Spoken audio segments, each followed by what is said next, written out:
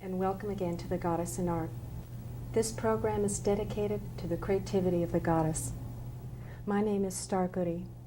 My guest this evening is an artist who works with the transformative power of the goddess in life and in art. Susan Gitlin Emmer is a visual artist. Her work has been nationally shown. She is also a ritual artist. She's a priestess and a poet. She is teaching classes and workshops in goddess-oriented religion, and she is also researching a book on sun goddesses. Hello, Susan, and thank you for being here. Thank you for having me. Susan, your work strikes me as very old and very new. You work in contemporary forms like mixed media and collage, but you also call yourself a ritual artist. Now, archaeologists and anthropologists show us that ritual is one of the oldest of human activities, blending art and religion. And our ancestors really expressed their creativity in art through ritual dances and dramas in which they could really show what they worshipped in their myths and their goddesses and gods. What's it mean for you, a contemporary woman, to be a ritual artist? Well, as you said, most societies have recognized the power of ritual and have recognized that those people who control the making of ritual control the definition of meaning in a society. So for women today, ritual is even more important than it used to be because it allows us to define our own lives with our own meanings from our own experience. And in so doing, it can be a very empowering thing to do.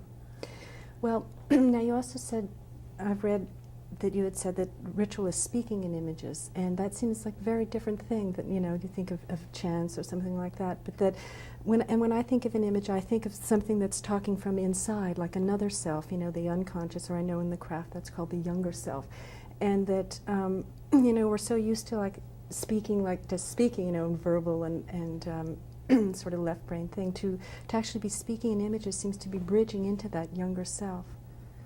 Definitely. When you choose what you decide is important to do a ritual about, that's the first kind of thing. That's where we decide what our meaning comes from and what in our lives are worth celebrating. The passages of our lives, the passages of women's lives, are things that we can choose to make important and therefore sacred. But the means of ritual with which we do that is through images, is through talking to younger self. And in so doing, we're bypassing that conscious part of our mind that we would call in the craft talking self, and making change or the possibility of change at a much deeper level. Yes, and also, again, it does seem to be a holistic thing because it's a bridge between these different sides of ourselves. We're not saying, throughout this side of ourselves, but yet, let's see ourselves in a whole way. And it seems to me this culture is so starved for that deeper, that we're really nourished by that deeper part of ourselves that we so infrequently really are in contact with. Definitely. In our society, what's valued most is logical, right brain thinking with an emphasis on what can be proved scientifically. And while we all have a need for the other kinds of consciousness, it's not something that our society values highly or that we learn to use and use well. Now, when you're doing something that you would consider like ritual art, that's something where it's not something we're ever going to go in a museum and see, or we're not going to, it's not going to be pasted on a wall, or it's not going to be videotaped. That's something that you're really creating art that nobody's ever going to see except those people who are participating in it? It's true, it has no audience. That's an unusual thing about ritual art as opposed to, say, performance art. The audience is not separate from the performance itself, so that everyone who who is present at the time of the ritual is a participant in the ritual as opposed to an audience. And aside from methods of documentation that will not intrude on the ritual, it's very often not something that lasts past the ritual itself. And so the art really, in a way, is the transformation in such a thing. Definitely. And that sort of brings to me some things that I consider goddess values, that, you know, not looking at things as split, like, you know, the audience here, or the artist here, or, you know, man, women, or all these splits, the other, you know, the spirit over here, the matter in here, that leads to all kinds of ways of thinking that, you know, if we are separative, then, you know, we can violate the other. It's okay to, like, commit any atrocity. But to me, like, a goddess value is knowing the connectedness of all life, and yet within that connectedness, a rich diversity and uniqueness of everyone, whereas somehow in this culture, you know, sort of suppress the individual, even though they say it's for the individual, really they want, like, conforming citizens, you know. But the goddess, it's sort of almost like a paradox in the sense of really having a sense of the connectedness and yet the value of each. I think one of the most important things that goddess religion has to offer women is that it's not dualistic, that we learn that living with paradox is an important part of life, and that things don't need to be divided into opposing pairs. Yeah, the poet Rilke said, learn to love the question, you know, and, you know, we want to keep solving things rather than living in the mystery of what it is. And I know the first series of art that we're going to see that you did is called There Is No Other, and it really does seem to speak to this inclusive reality, or this sense of connectedness, or the web of all life. Yes, this series begins with the fact that we see ourselves, if women who operate in the craft, as both holding worlds within our own body and our bodies being the entire universe at the same time. Those two things being perhaps contradictory, but at home with one another, because we don't see it dualistically. And each of these pieces then begins with that state of unity, which I would call ecstasy, which is where one is conscious within one's body of the experience of being whole and united with the web of life, with the goddess in all her many forms. And that really does seem to be different than this Western dualistic culture, in the sense of seeing the body as really holy, and knowing the goddess and knowing one's spirit through your body, and through experience. It gets away from abstraction, you know, and that really you're getting in touch with your own experience, whatever it is, you know, good or bad, you know, and accepting all the parts of yourself. And again, not this whole the split of the other, you know, like the enemy is out there, or what's ever dark, or the things you don't want to look inside yourself, you know, that you deny, that you can just project out there. But it's really taking in your whole experience. Definitely, and trying to make all of that come together and be a part of who you are, and accepting all of those parts as part of the goddess. One thing I wanted you to clarify for my audience, we've used the word craft, if maybe you could just touch upon that for Well, I follow a Wiccan tradition, which I choose to call craft, or the old religion. In its longer name, it would be called witchcraft. And I use the craft part of the name both because people sometimes become frightened by the word witchcraft until they learn something about it, and because it is a religion of living, a way of life, a craft of life. That's really interesting. All right, well, let's take a look at this first series that you call There Is No Other. All right. If we could have that on. Tell us about this first piece of art here. The first one of the series, the one you're seeing now, is called Blood Stories. And it begins, as all of my series do in this case, with actual x-rays of my own body, which are the dark central portions of each of these pieces. And this piece is taking in the shadow self, the parts of my childhood, and integrating them. And you're really using your very insides, My literally. very insides, yes. The idea being to start with my own body and take the rest of my world into it. The one that you're looking at now is about the mixed messages that I received as a child. My father worked in the research end of the Atoms for Peace program. Oh, really? And that There's a mixed involves message a lot for of it. confusion, yeah. And so this piece deals a lot with the kinds of confusions that arose. We spent a lot of time dealing with that kind of thing. This next piece is taking the goddess within myself as a healing gesture. And the central image that you see is from a cave in Crete, a cave of Elathea, and it's a stone goddess sculpture.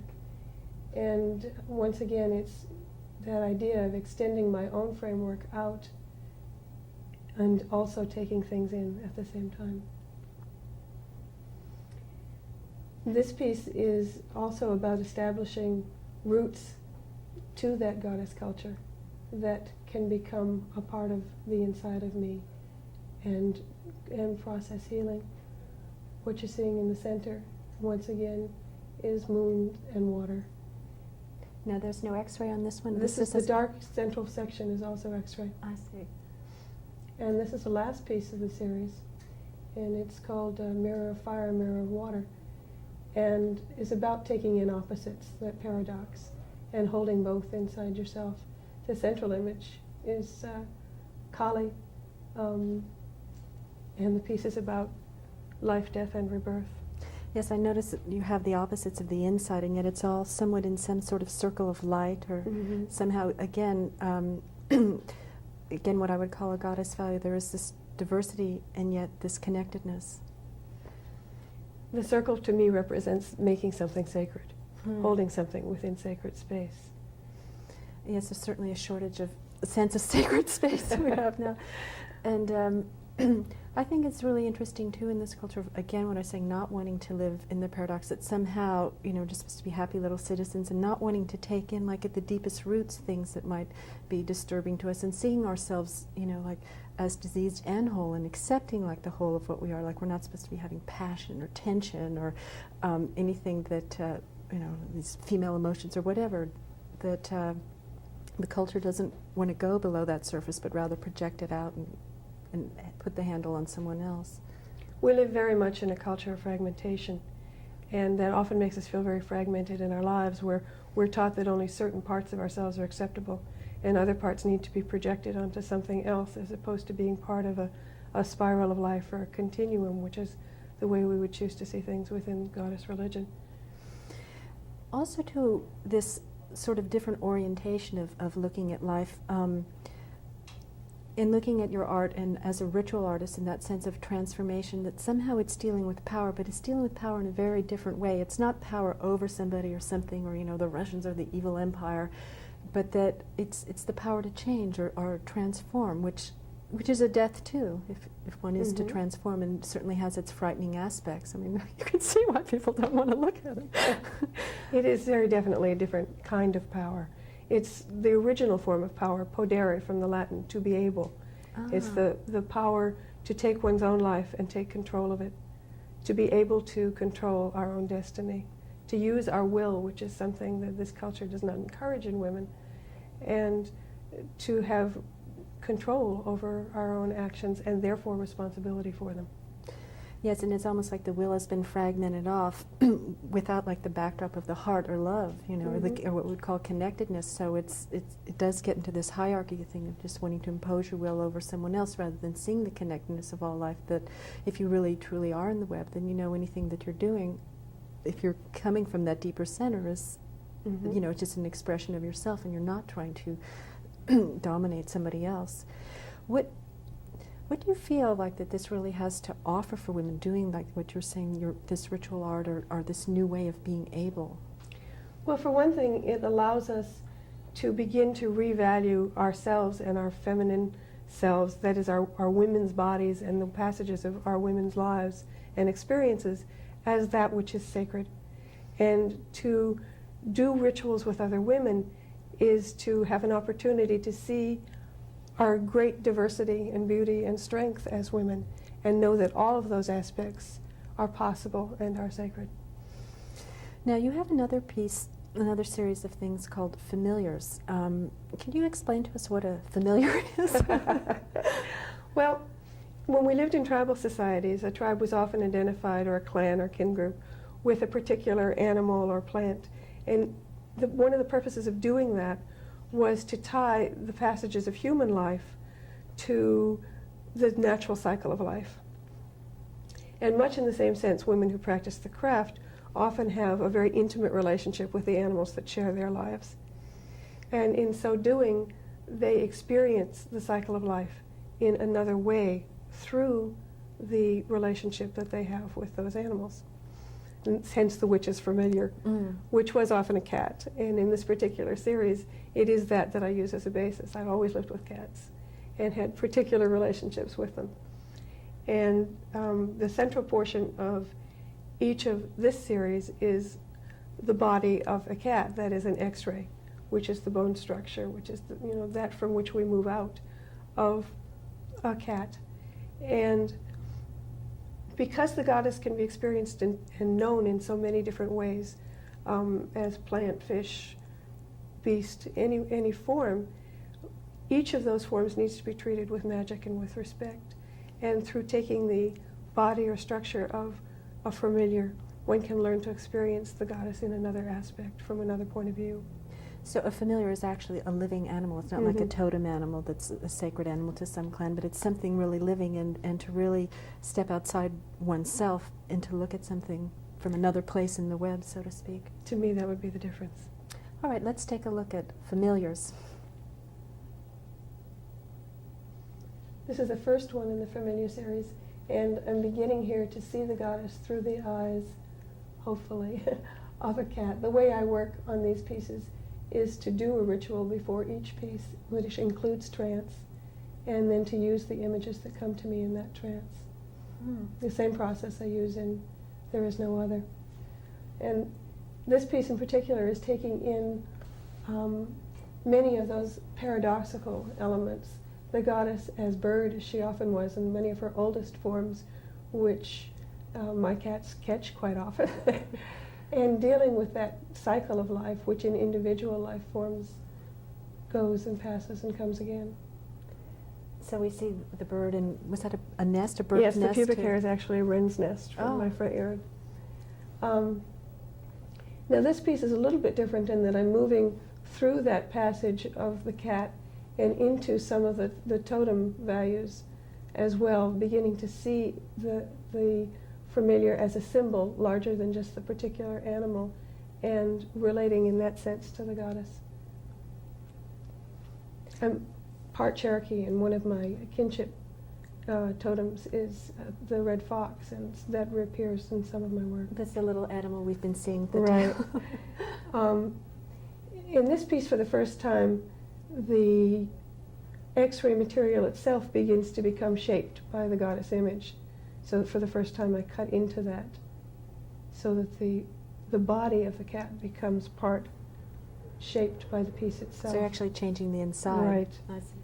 And here, once again, far more drastically, the shape of the animal itself becomes changed by the experience, so that the cat becomes, in effect, the bird, taking the cat inside itself. Well, that really is like all sorts of transformations going on there. Oh, this is wonderful. This is the last piece in the image, and in this piece the goddess has become her own twin, so that the cat has become the goddess and at the same time become the mirror image of herself, the reflection. One of the things that I find really interesting in your work is sort of a stark style somewhat, and somewhat, could use the word primitive, but which for me is like my favorite art, because I don't know if it's just because those were a lot of cultures that were matristic cultures, but somehow it's very powerful, and I find that reverberating in your art. That was almost like a birth-giving posture, the one where you cut into the X-ray and the woman was standing there, or sitting, almost kind of grimacing, and we could see kind of a primitive form of her, and it looked like she was giving birth. I did see her as giving birth, and often my work is influenced, I think, by works that I've studied from Native American culture that are older, and also from earlier goddess cultures. And it's interesting too, like what you were saying about, the cycle of life, the bird, which we know is one of the earliest images of the human spirit. Like Maria Gumbada said, it's even 1 million years old, like the V, I mean, even before we were Homo sapiens, it was this urge to create art, which was, in its origins, I feel, the urge to express creativity, that art and religion are really together in human expression, and that's such an old symbol that of course carries on right into like the Western culture with the Holy Spirit being a dove, but that how you caught the cycle of that, the bird and the cat, and that the goddess isn't just the beauty and creativity of things, but she does have her dark side. She does, the taking in being from these different aspects often is death too. Like the cat does kill the bird. It's not like you just put a little pink bow on your cat or something. It's a cat. And taking that cycle within ourselves and realizing that we hold all of those aspects, instead of projecting those things that our society or culture defines as bad or evil in a dualistic way out onto other things and apart from ourselves, I think is a very important aspect of goddess culture. And it's funny because it seems to me so much of your work in studying the earlier goddess cultures were so life-affirming, and life in its whole, in its whole, not just kind of the sanitized aspects of it, and we live in such a death culture now with, this rape of nature and this, nuclear armament and things, and yet, in a funny sort of way, we don't want to really even look at death or the tension and what it's like to be alive. Definitely. Once you've projected those things as being apart from yourself, then it allows you to see yourself as other from the rest of life, whether it's woman or the earth. It allows you to see something as not essential to what you are and who you are, and then it can become disposable. You call yourself a priestess, which I think is a very edifying word and seems to really connect to the goddess in really a very sacred way. What does it mean to you to really be a priestess, and do you get in trouble for this? Well, I call myself a priestess because to me it expresses a full part of what my life is. I do practice the religion with a group of other women. There are 8 of us. We're all artists, and we meet together to celebrate the rituals of the seasons and to learn more about ourselves and the skills necessary for a goddess culture. I also call myself a witch. Aha. And I think that that's important because in so doing and reclaiming the word witch, we identify ourselves with 9 million people who were killed in the Inquisition, at least 80% of which were women and children, and reclaim women's right to be powerful, to take back our own power, to see ourselves as strong and able. Well, I think this is so much a part of a movement in doing this show. I see the goddess really emerging so much in art, and that really puts her out there too. And I know that recently you were interviewed in Our Lady of LA, a videotape by Sherry Gawkey, Sue Mayberry, and Kathleen Forrest. We'd like to thank them for letting us excerpt this.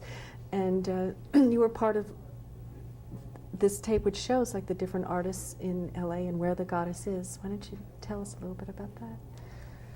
The tape really explores what's going on with the goddess movement in LA today. And there is a lot to explore. In the last few years, there's really been quite a radical change in the openness, at least, with which the goddess has been approached. And we're seeing a lot more women coming to and turning towards the goddess as a source of their own spirituality. All right, let's take a look at this tape. I tend to find the goddess most in nature, I think. So it's easier for me to find her in the garden or in natural spots around LA. But then there are unexpected places that she pops up as well. The altar that you suddenly find in the corner Chinese restaurant. Or one day I was driving to the airport on the 405 freeway and just happened to glance to the side and saw a deer standing at the edge of a canyon looking at me.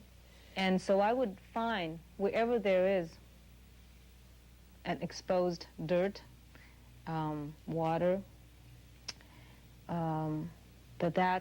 that's where the goddess is, underground, underneath it all. And that's one reason why I have a garden back there, because I can come in and go in the back there and be surrounded by waters and the turtle and the fish and the frog. When the fertility goddess, whom I call the pregnant goddess, she is represented with a belly, pregnant belly. When she appeared, she was worshipped not in the temple, but outside, in the yard. We're in Topanga here, which is the last rural canyon. I mean, this really is the land the way the land was. And so I feel her presence here more than anywhere. I made a promise to the goddess that wherever I lived, I would plant an olive tree in her honor. And when I moved to this house, though it's not on my property, I found this knoll where I knew this tree had to be planted. And I go there as often as I can.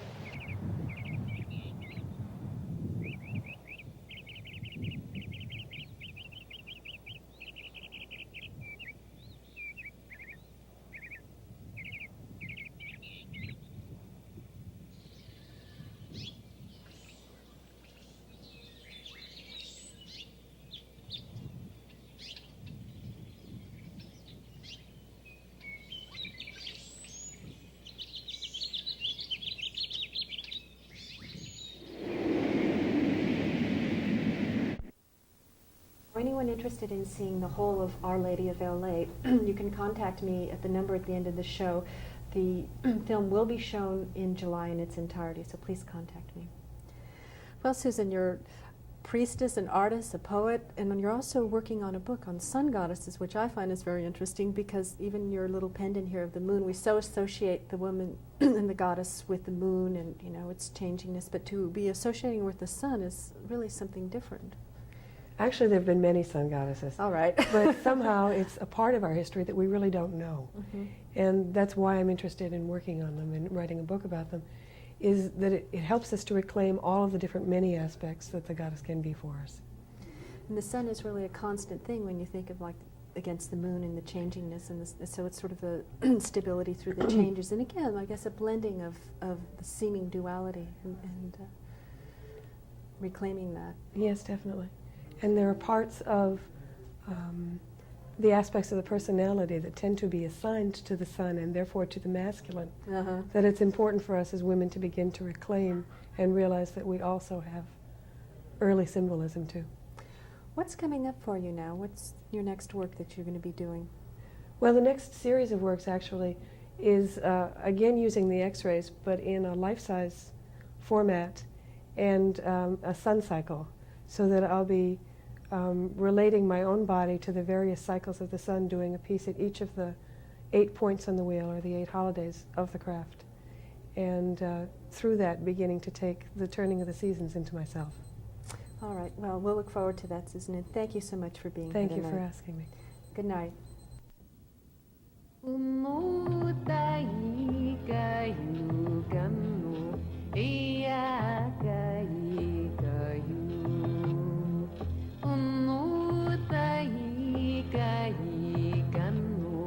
In